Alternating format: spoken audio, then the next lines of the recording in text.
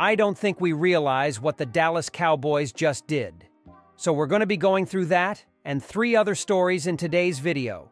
So make sure to like this video, and if you want more Dallas Cowboys news content like this, make sure to subscribe to the channel by hitting that red button down below. The first story is Cowboys could add physical running back compared to Adrian Peterson. It's no secret that one of the Dallas Cowboys' positions of need are at running back. They could target a physical back in the mold of Adrian Peterson to fill that void. As the Cowboys enter the offseason, starting running back Tony Pollard will be a free agent. It's unclear if Pollard will be back after a mediocre season as the starting back. Even if Pollard does return, the Cowboys will likely look for complementary help for Pollard, whether that's through the draft or free agency. Tim Ham of Sports Illustrated's Fan Nation mentions Notre Dame RB Audric Estime as an option. Notre Dame's Audric Estime is projected to be a 4th-round pick by most draft experts, and the Cowboys might be interested in the low-risk, high-reward selection, writes Ham. Heavy Sports caught up with Estime at the NFL Combine in Indianapolis and was asked which running back he compares himself to, and it's none other than former MVP Adrian Peterson. Peterson was known for his physical bruising style as a 6'1", 217-pound back who carved out a 15-year career while finishing with nearly 15,000 rushing yards, the 5th most in NFL history. "I'd say Adrian Peterson," Estime told Heavy Sports on Friday, March 1st. "The reason is because he's a bigger guy, a physical guy, and he runs like he has bills to pay, and that's how I run. He's also a guy who moves like a smaller back. He's very light on his feet. He's quick and fast. He can run routes. He can pass protect. He can do it all. That's why I model my game after him." "I just like the energy the Cowboys had," Estime said. "They are very energetic guys and had smiles on their faces. I'm a guy that is always smiling, and they were smiling right back at me. They are a very football-savvy team that knows a lot about football. I'm a guy who always wants to be informed. I feel like in that system, I'll be able to learn every day and maximize my ability." The 5'11", 227-pound back will immediately become one of the bigger backs in the NFL. Estime is projected to be a 2nd-round pick and is considered one of the top 5 running back prospects in this year's draft. In fact, Bleacher Report's Derek Klassen considers him the top running back prospect in the draft, mentioning that he does have home run speed despite being a bigger back. "The scariest part of Estime's game is his long speed," writes Klassen. "Though he can take a few steps to really get rolling, Estime has serious home run speed. If he gets the angle on someone at the 2nd or 3rd level, he can absolutely take one all the way. That's rare for a player his size." Kyle Krabs of Athlon Sports detailed in his scouting report of Estime that his strength lies in being a physical runner. "Estime is a dense, physical runner who knows where his strength lies," wrote Krabs in October of 2023. "While he isn't particularly creative, elusive, agile, he's nimble enough, and he pairs that with good contact balance to spin, bounce, or parlay off of soft contact challenges. You don't necessarily get a lot of fluff with his running style, but you do get efficient carries that maximize yardage. Estime racked up 341 rushing yards on 6.4 yards per carry to go along with 18 touchdowns, ranking 6th in the country in total touchdowns during the 2023 season. The 20-year-old, he won't turn 21 years old until September, could be the perfect complement to Pollard, the way Ezekiel Elliott, who is similarly framed at 6 foot and 226 pounds, was for many years in Dallas. Elliott splitting carries with Pollard led to the latter rushing for 5.2 yards per carry and notching a Pro Bowl bid during the 2022 season. The Cowboys could very well snag Estime with their late 1st-round pick, or maybe Estime drops down to number 56 in the 2nd round. The Dallas Cowboys remain one of the most intriguing teams to watch as the NFL's free agency period draws near. Knowing that the team needs reinforcements if it is to go on a deep playoff run, but seemingly unwilling to invest heavy in the free agent market, coupled with the contract situations of Dak Prescott and CeeDee Lamb, not to mention Tyron Smith potentially leaving, the Cowboys are tough to get a read on right now. Defensively is where the Cowboys need improvement, more specifically along the defensive line and at linebacker. Stopping the run was Dallas's kryptonite in 2023, and it was what ultimately sent them packing for a 3rd straight season in the playoffs. PFF has conjured up a nice little project in which they select a perfect free agent for each team And when it comes to Dallas, defensive line star Grover Stewart from the Indianapolis Colts comes to the Star. The second story is Dallas Cowboys may be letting go of the fan favorite Trey Lance. The concept is called One Red Paperclip, and it stems from the true story of a guy named Kyle McDonald, who literally began his quest for trade-ups with a single red paperclip and 14 swaps later ended up owning a house.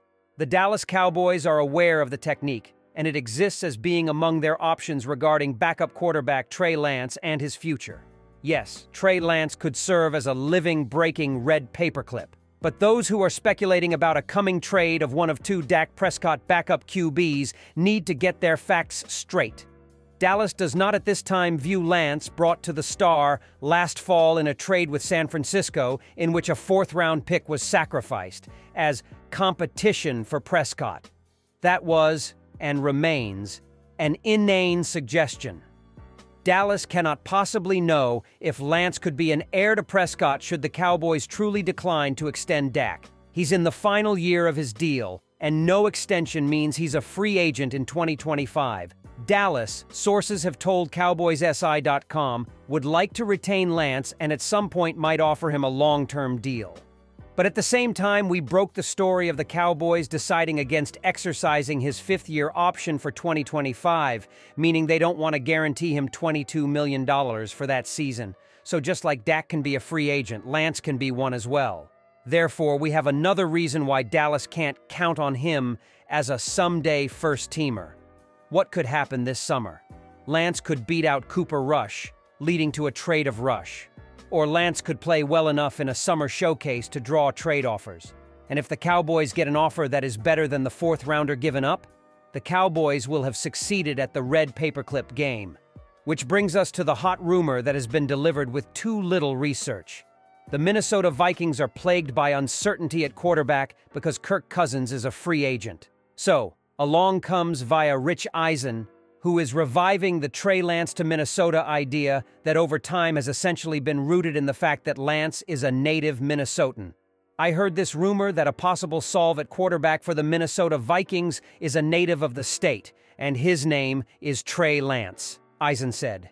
NFL Network's Eisen is no shock jock. He said rumor, which allows him plenty of elbow room, but then he tried to get specific, which means he got in trouble. From a Vikings standpoint, we have no idea if they'd do anything that. Lance didn't play a single snap in 2023, so their opinion of him would have to be based on their 2021 scouting report on him. And again, contractually, they'd want to find a way to create a deal with him otherwise. This trade would for Minnesota be nothing more than an ill-advised rental. But here's where the rubber meets the road on rumors versus research.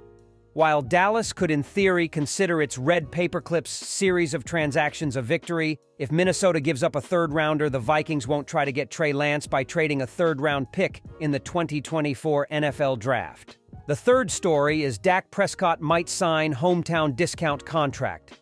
The Dallas Cowboys and their future of quarterback Dak Prescott loom as one of the NFL's biggest stories, as the league business year is set to begin with no substantial movement from either side regarding the long-planned contract extension that would both make Dak a Cowboy for lifer and breathe life into Dallas's ability to make roster-building moves under the salary cap.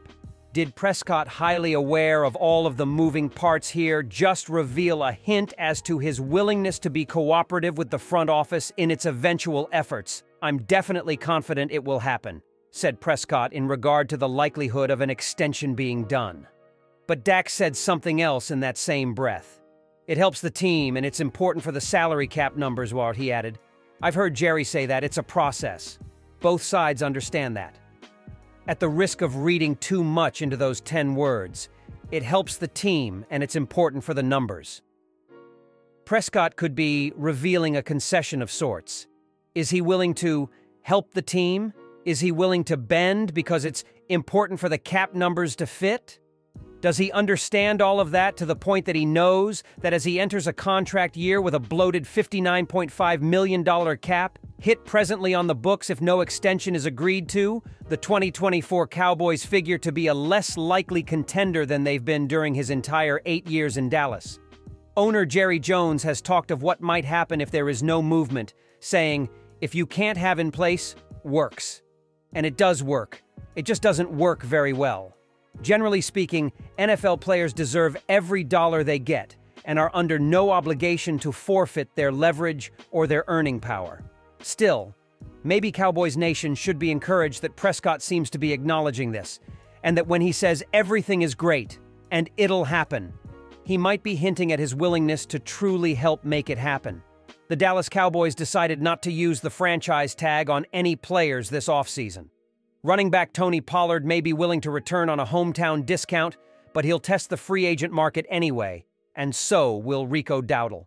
This puts the Cowboys in need of a running back, and they'll surely look at some of the names that are available in free agency, but there's one they could snag on day 2 of the NFL draft that could have an immediate impact. Trey Benson began his collegiate career at Oregon,